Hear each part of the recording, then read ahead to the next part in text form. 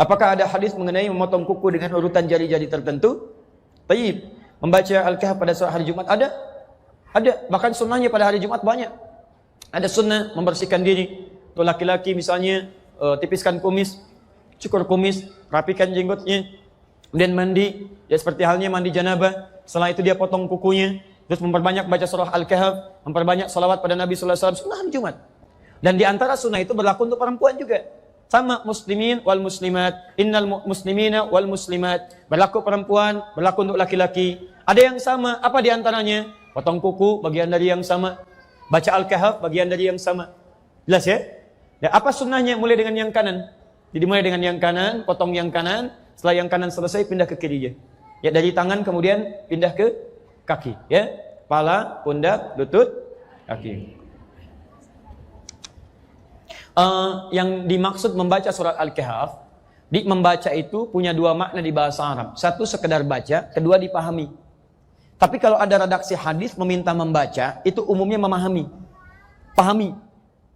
Kalau sekedar baca saja, berarti untuk menunjuk pahalanya saja. Tapi dorongan untuk membaca sebetulnya tujuannya memahami. Ibu kan baca sesuatu supaya bisa paham isinya kan?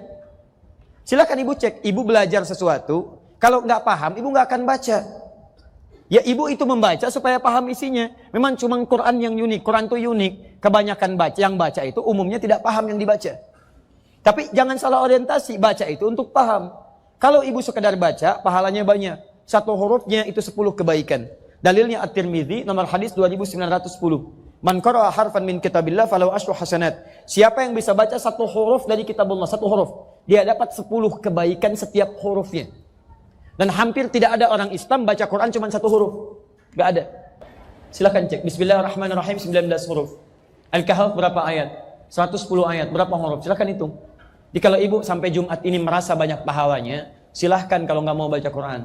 Tapi kalau ibu merasa banyak dosanya, ayo setidaknya banyak-banyak baca Quran. Mudah-mudahan tertutup dengan itu, dengan pahala-pahala kemuliaan. Ya sama dengan saya, kalau merasa banyak dosanya, belum siap surganya, perbanyak amalan. Cari amalan cerdas. Apa amalan cerdas itu? Satu, amalan yang pahalanya bisa mengalir sampai kita meninggal dunia. Disebut dengan sedekah jariyah.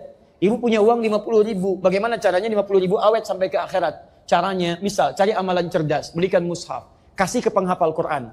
Begitu dia bacakan, setiap dia baca, ibu dapat pahalanya. Amalan cerdas kedua, cari yang amalan ketika dikerjakan, pahala lebih banyak dari biasanya.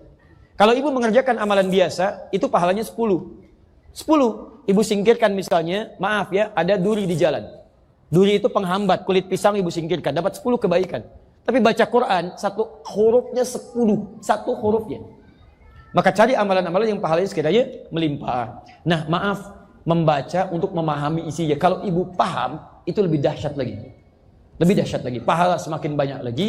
Kemudian yang kedua, itu yang diinginkan untuk diamalkan isinya.